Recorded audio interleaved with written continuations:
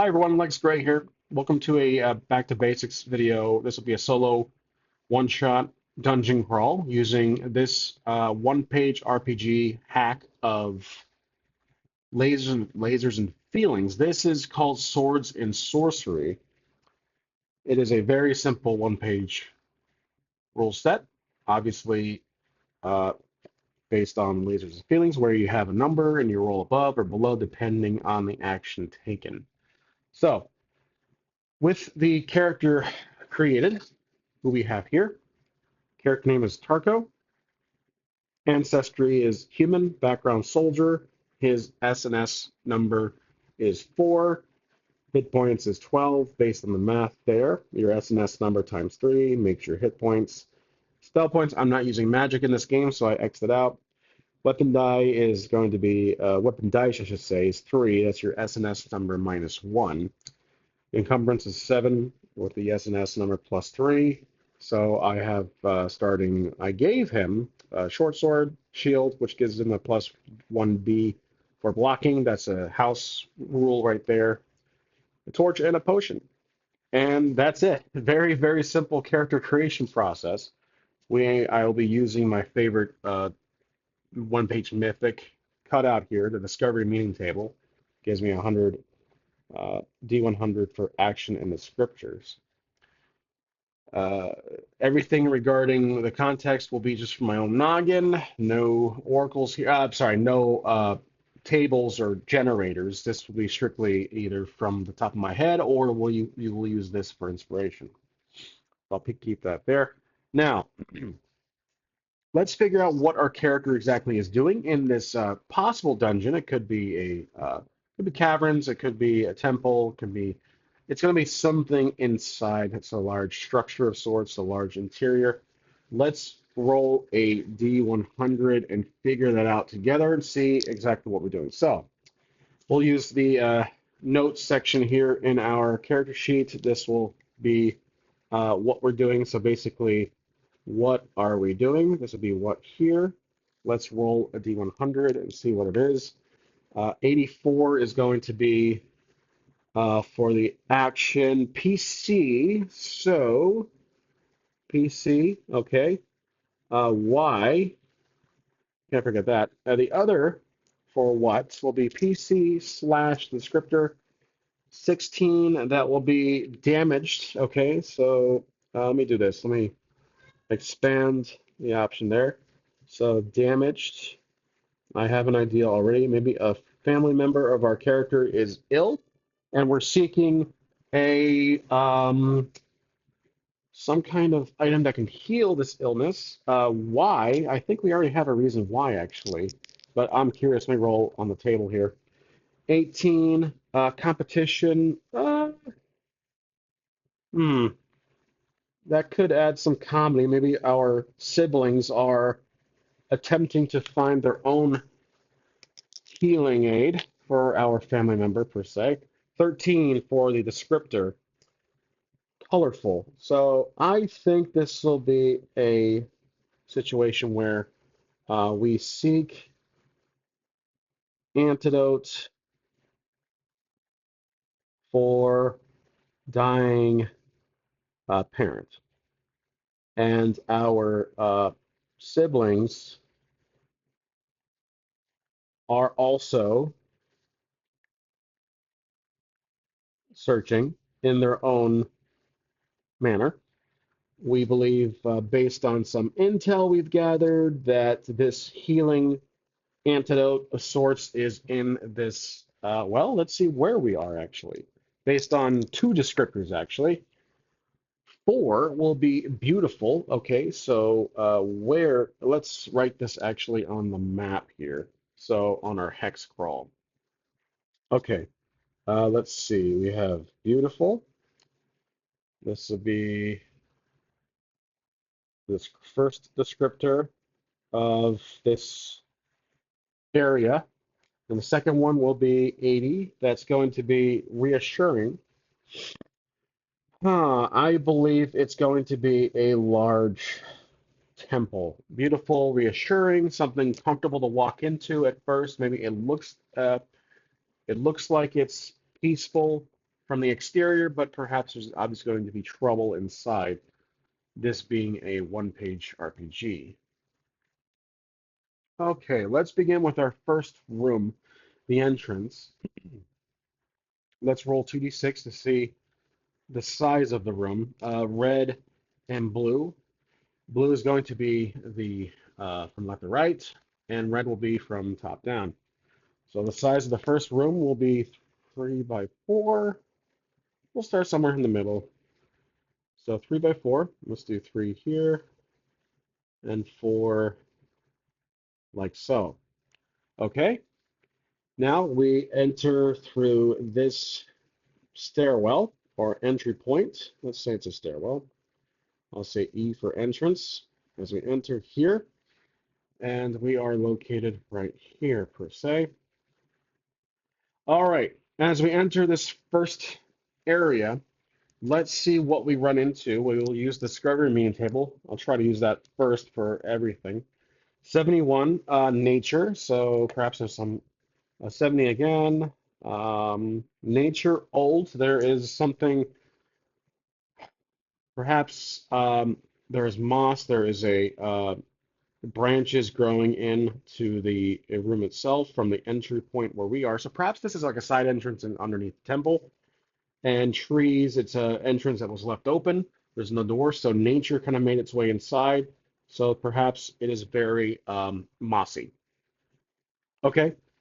I don't believe we'll run into any danger here, but let's roll for it. So I will say there is a 25% chance we run into any trouble of sorts. That's a negative. There is no trouble whatsoever. So this first room is clear. Now, is there any items in this first room? I'm going to say that's a 10% chance. Nothing really yet. Nope, this room is completely empty. So I will say, I'll put a little X here. There's nothing in this room, and we have taken care of it. Now, how many doors are there? Let's roll a d6 minus 3. So, well, we'll round up. So that's just one other door. So let's say there's a door here. And we will walk up to this door and roll to see if the door is locked. Let's roll. I'm going to say 75% chance it's locked. Oh my gosh, it is locked. Now, because we rolled on a 75 exactly, I'm going to say this door is booby trapped because of that. So that is a extreme lucky roll. So there is going to be a trap here. I'll do a little circle of a T. And let's draw out the room behind it, or if it's a pathway, a corridor. I'm going to say it's a corridor just for fun. Let's say it just kind of makes a little left turn here, or it makes a turn to the north from our character perspective.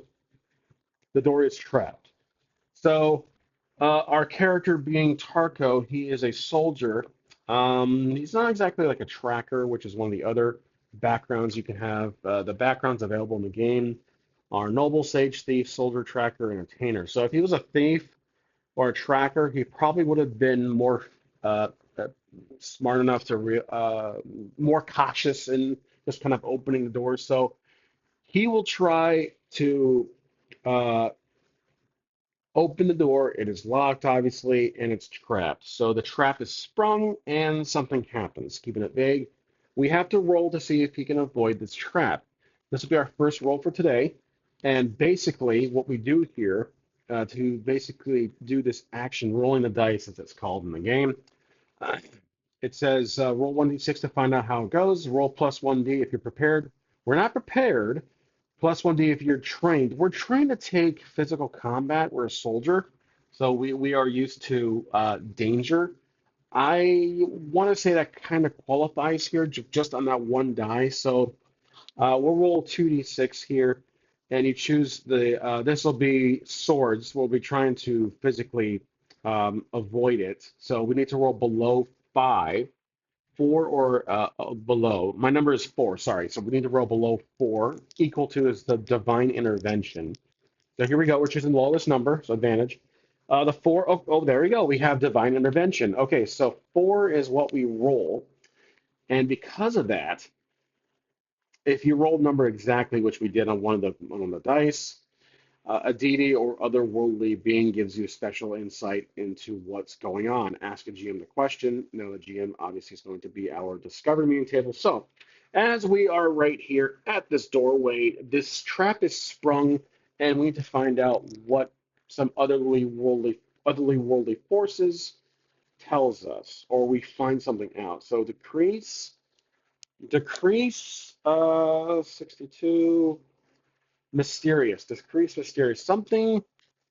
Basically, we were kind of going in blind. We didn't really have much information on this place, or Tarko did not have much information on this place. So, with that in mind, he now realizes that the mystery is going to be that this place is trapped, booby trapped, and this is not going to be the first occurrence.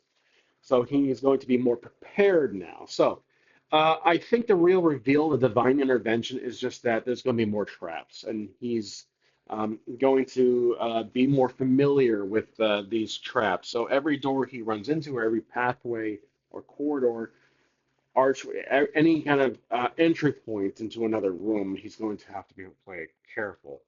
So the trap is sprung. He does not get hurt because of that roll, but we are now in this corridor here. So he's looking down. Let's see what we run into in this corridor.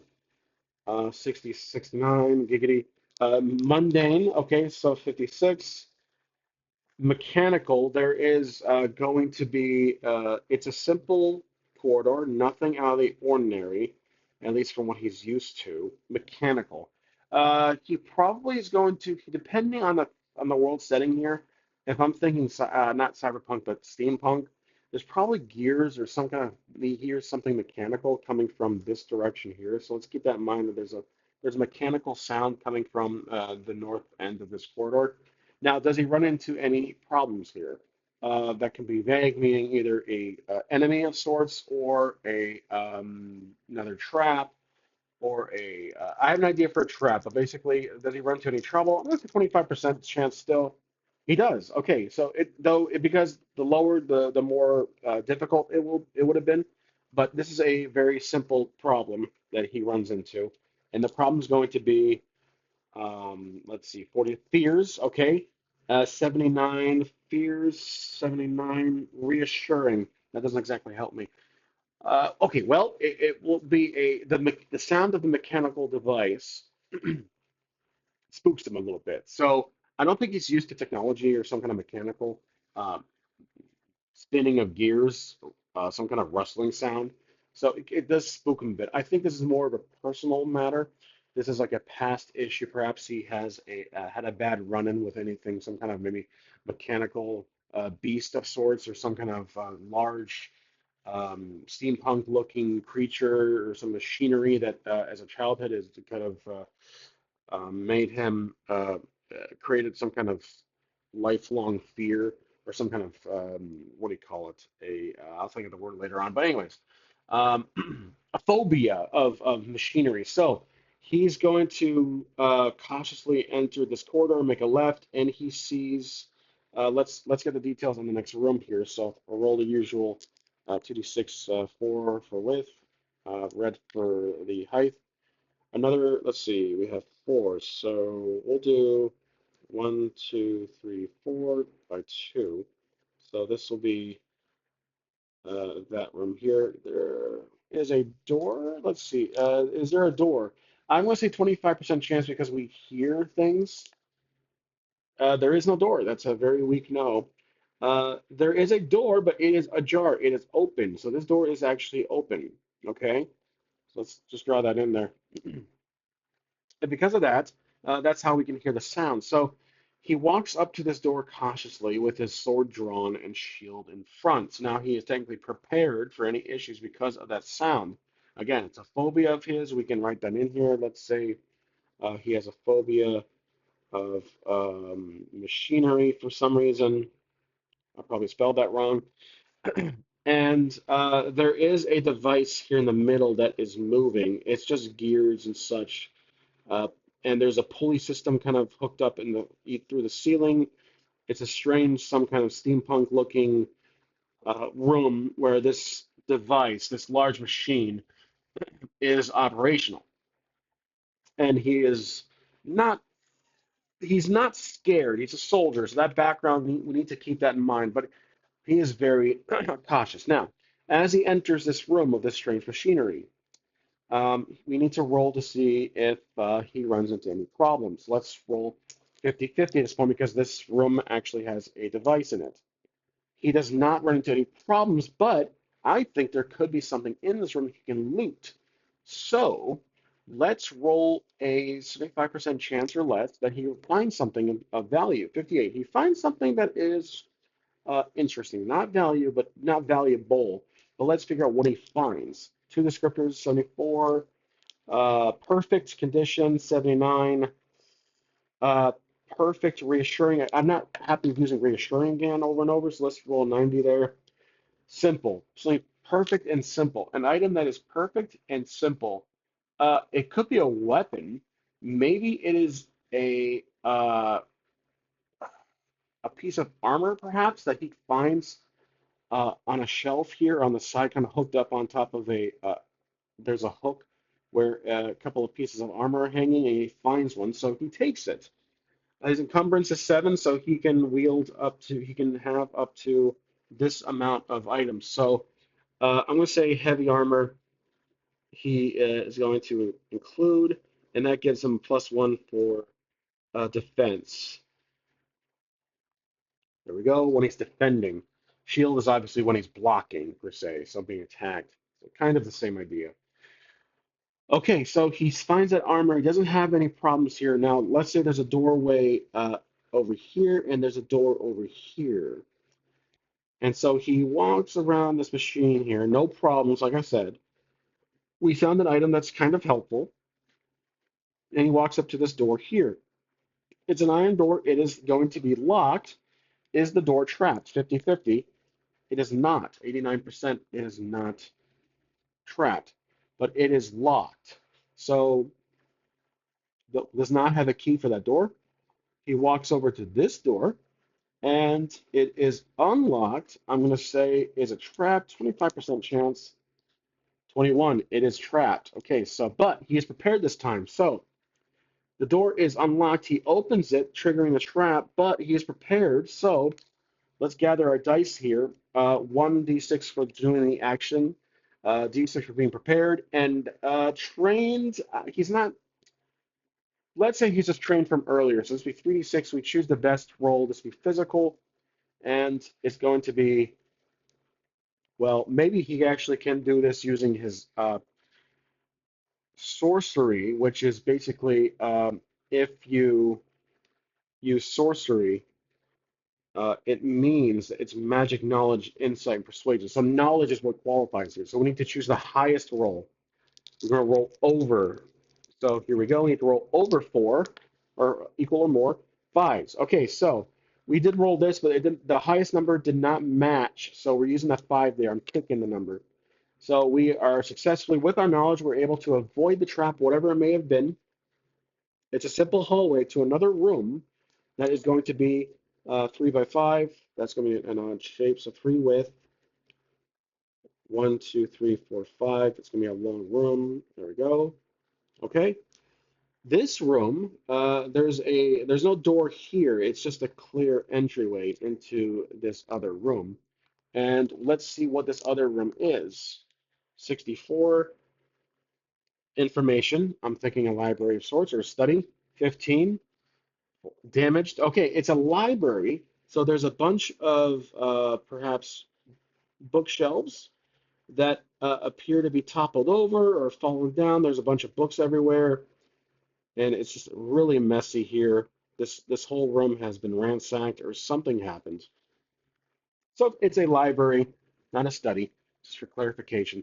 And does he run into any problems here? We're getting kind of we're not deep into this dungeon. Not really sure how far we'll get into exploring the entire area, but depends on the timing right now of things. But let's roll. Let's see. Does he run into any trouble? 75% chance he does. Okay, 40. I want to spawn a villain here. Okay, so he runs into a problem. What is that problem going to be? Let's do action. Just one action roll. 91. Start. Okay, it will be the start of our first encounter. So As he enters the room, there will be an enemy that spawns or that appears from behind the bookshelf and is going to be a classic skeleton, let's say wearing a suit of armor. It's some kind of strange, enchanted, animated skeleton that's walking around. Think Army of Darkness skeleton, very corny looking, B movie budget on purpose. And it'll be kind of clicking around, moving stop motion appearance. Okay, so we're going to fight our first encounter. Now, combat's not really stated in this game. It is a one-party RPG. It says only players roll dice, so I guess this could qualify as your combat section here. If the monster is attacking, ask the players what they're doing. If they fail, they take damage or are put in the worst situation. Monsters and other combatants have HP and deal damage. Decide on how much of both using the monsters table as a guide. Enemy spells itself is a threat. We're not using spells. So this will be easy. So let's put some stats here. We have the skeleton, and it's going to be easy. So HP we have 5, and damage it does 2. So pretty simple. We are uh, about almost 2.5 times stronger than that, a time and a half stronger. And let's see who attacks first. Do we surprise it? Does it surprise us? I'm going to roll these 2 dice here, or we can attack it first. Let's say the player attacks first. Okay, so our first dice for the attack, our second die for prepared, and the second die for trained. Okay, we're using our sword, so we need to roll under 4 to successfully attack it. So here we go. Do we attack it? Are we able to hit? Yes, we are. And we landed on our divine intervention. So we got that 4, which means perhaps Tarko is familiar with what he is seeing, the magic that's enchanting, animating the skeleton. So he's probably fought this thing before, this kind of magic before. So it's dark magic. Okay, so the 4 means it hits. Now we roll our weapon die. And this is how much damage we deal to. We have 3 weapon dice, and we choose the highest roll. That's how you do damage. 6. Obviously, we are going to defeat the skeleton in one swing. So we shatter it, it crumbles apart, and Ash is able to move forward. So we defeat that skeleton. It doesn't really have anything worth taking. Let's say it just has a wooden shield. Kind of the sword is rickety broken, and it is not worth looting. So we are walking through this library carefully, making sure we don't run into any other skeletons. And I'm thinking 10% chance there's another skeleton in the room. Nope.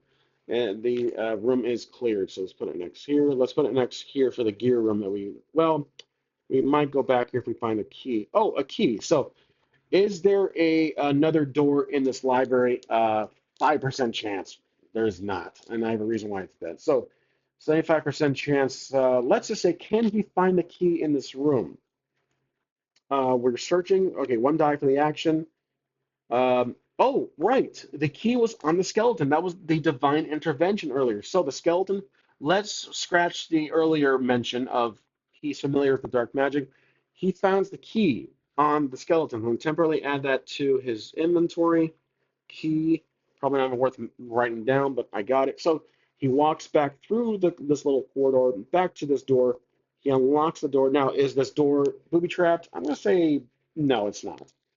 So he opens the door and it reveals the following room size of 4 by 5. So pretty good size actually. Let's do 4. 1, 2, 3, 4, 5 is a very large room. And let's figure out what this room exactly is. So using our discovery meaning table, 22, it's going to be conflict. There might have been a fight in here. 99, warm. There is indeed a warm, meaning it's fresh, that there is a little fight going on.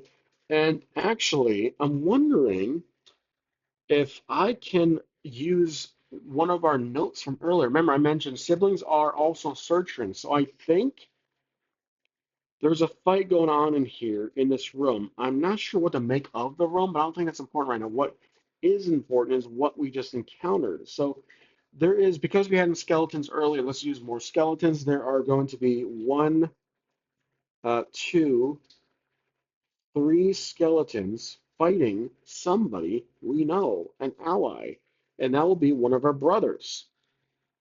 Again, earlier, we mentioned that the family was looking, me, perhaps, let's say we have one other brother or two brothers that are searching. So we found one brother.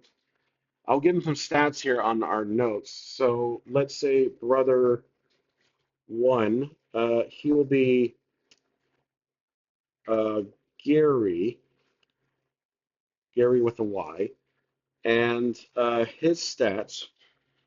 He'll be an NPC technically. He's not going to be controlled by the player, by a player, but Gary is going to be.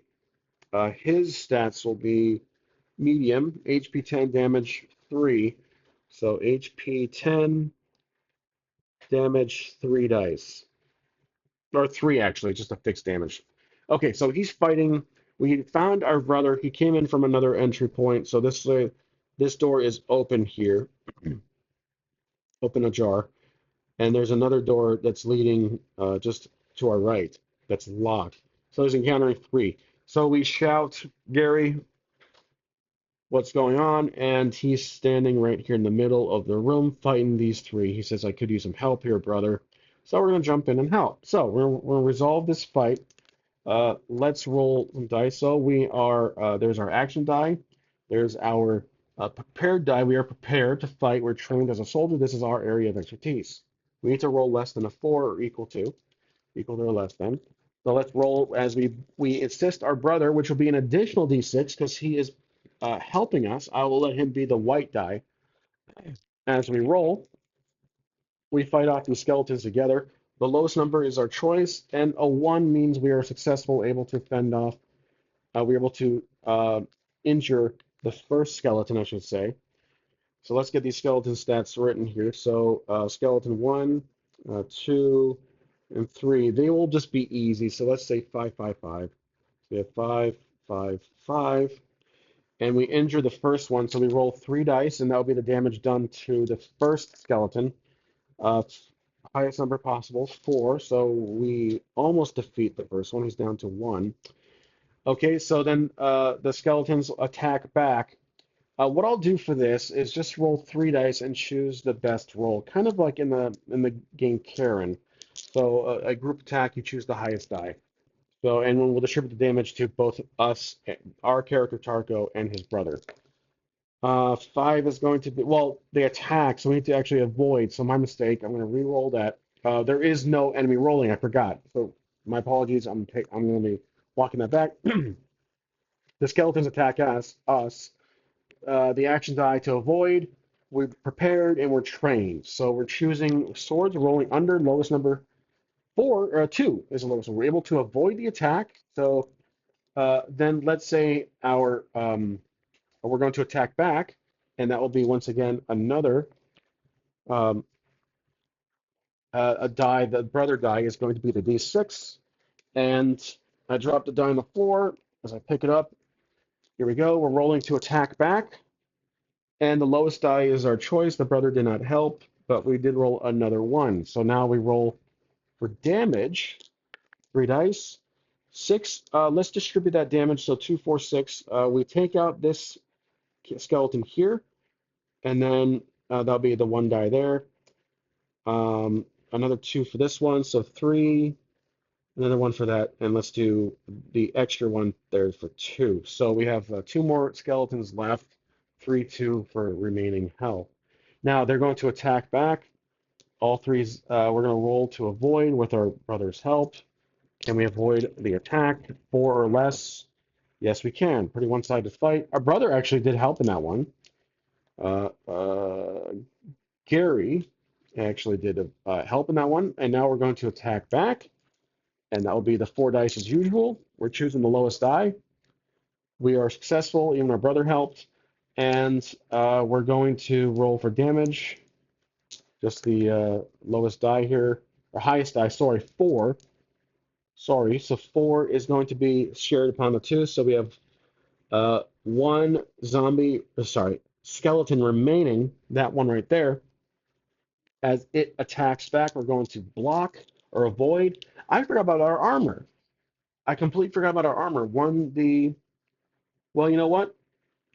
Let's change the rules a bit here. So let me try something here. Armor simply gives us a similar to Karen, it gives us -1 damage when we take a hit. Same with the shield. So yeah, let's do that. I will do -1 damage. But the problem is they only deal damage of 2, so that wouldn't be fair. So I think the shield needs to be used as an extra die. So +1d for block. I will keep it as it is, but I'll need to remember that for next time when we roll for defense.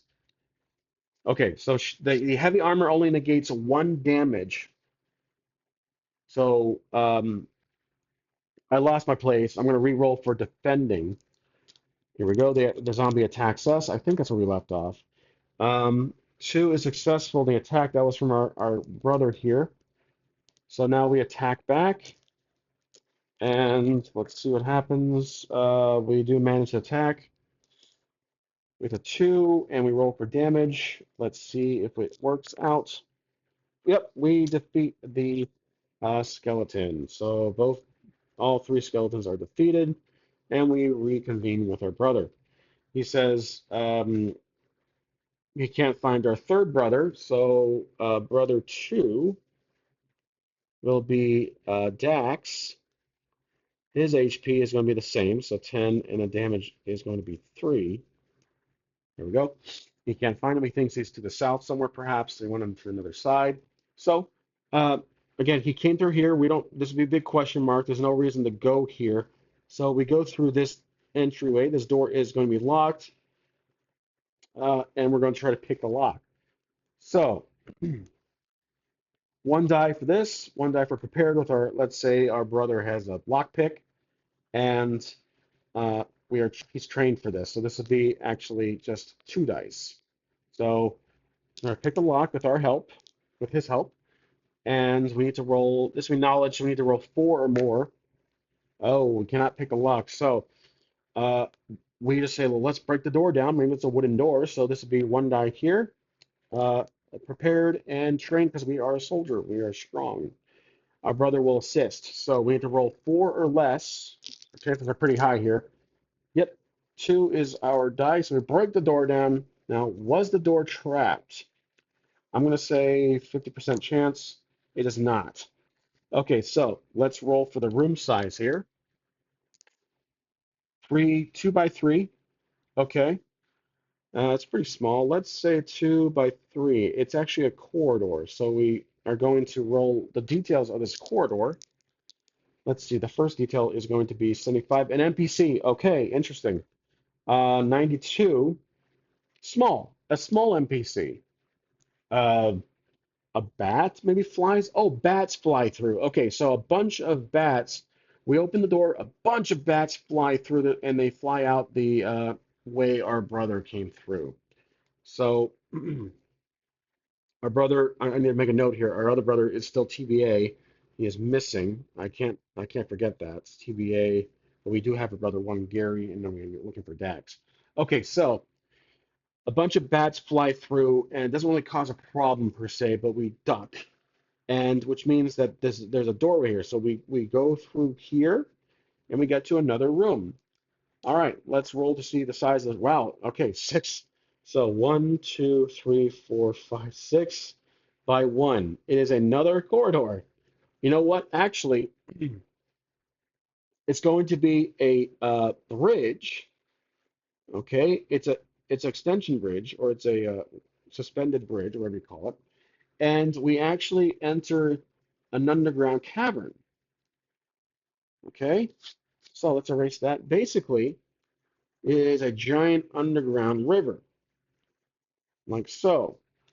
And there's an extension bridge, which explains the bats. So again, we have all this water here that explains a few things, and there's a bridge that we need to walk across. Now, this extension bridge, this rope bridge, is it in good shape. Let's just roll D100, see the shape. 100 means it's pristine. 1 means it's totally destroyed. 90. Okay, the bridge is in pretty good shape. Not much. There's probably one missing board, but still great shape. So we walk across this bridge. There's an open area here before a door goes into the cavern, but it's an open area. So some dirt, and there's an entryway here. There's a door per se. So I I think we're going to cross without really a problem. Let's see what we encounter on the other side. 39. Enemies. Uh-oh. Okay, so enemies, we do have a problem. 73. Perfect. There's going to be two enemies here that spawn. They basically pop out of the ground and they are classic zombies. So we have one and two zombies here. Let's get their stats. So zombie one and zombie two. These guys will be medium. So we have HP 10 and damage 3. Okay. Damage 3, HP 10. So these guys will be a little troublesome. Okay, so our brother will be taking care of the first zombie. We'll be handling the next zombie. So let's go ahead and start this fight. And then we will attack the first zombie here. We are attacking. We are prepared and trained. Our brother is busy, so he will not be able to assist because these guys are a little tougher. So here we go. We're going to attack. We need to roll 4 or less. We rolled a 1. Okay. We attack successfully, rolling 3 dice for damage. 5 is the best. That will be cutting down the first zombie down to 5. Let's see how the brother does. Let's roll. Don't really roll for your NPCs. So let's say he. What the hell? Let's roll for him. So we'll do the white dice here. He action die, the prepared die, and trained die. Actually, no, maybe yeah, let's say he's trained. Okay, so does he attack? Let's give him a number. Actually, they haven't really given him a number. I'll say his number is 3. So that's his SNS number. There we go. 3. So he needs to roll 3 or less. Okay, looks like, yeah, 1 is successful. His damage though is 3, so he deals 7. Zombie 1 is down to 7 with that 3 damage. And now we attack. Okay, or the zombies attack now. So the zombie attacks us. Can we dodge? Yes, we can. 1 is successful. And the other zombie attacks our brother. Let's roll for him. Let's use red dice. We're kind of breaking the rules here. Again, it's player-facing rules, but the zombie attacks our brother. Let's say it just 1 die for the enemies. Okay. Doesn't really have. Actually, we can't because the zombies don't really have a number per se. So let's say that the brother takes. He's going to. Let's roll for our brother. Actually, we'll just do that. So 3 dice as usual. He gets the white die. Sorry, I made a mistake. We don't roll for the enemies. Number 3. So he's good. He's able to dodge. Okay, no problem. We're going to attack back at our zombie. The 1 is a hit. We roll for 3 dice for damage. 3. Didn't defeat it, but he's weak. So 2 remaining for our zombie. Our brother, how does he fend off? How does Gary manage to defeat or at least hurt? Let's see if he can get the attack in there. 3 or less. 2 is a success, and then his damage is 3. So that's 6, 5, 4. The zombie's down to 4. And let's basically speed this up a bit. So I'm going to fast forward here. The white die is our brother, so we're going to do a group effort. And here we go. Okay, 1 is a success, 4 or less, and then we're rolling for damage. We'll include our brother's attack. 6. Okay, let's distribute that 6, so 3, 3. So basically, 1 zombie is defeated, and the other one is down to 1. Okay, so we're going to dodge. That'll include our brother's roll, 4 or less. 1 is a success. We're going to attack back. Uh, 3, so that's a hit. Rolling dice, including our brother.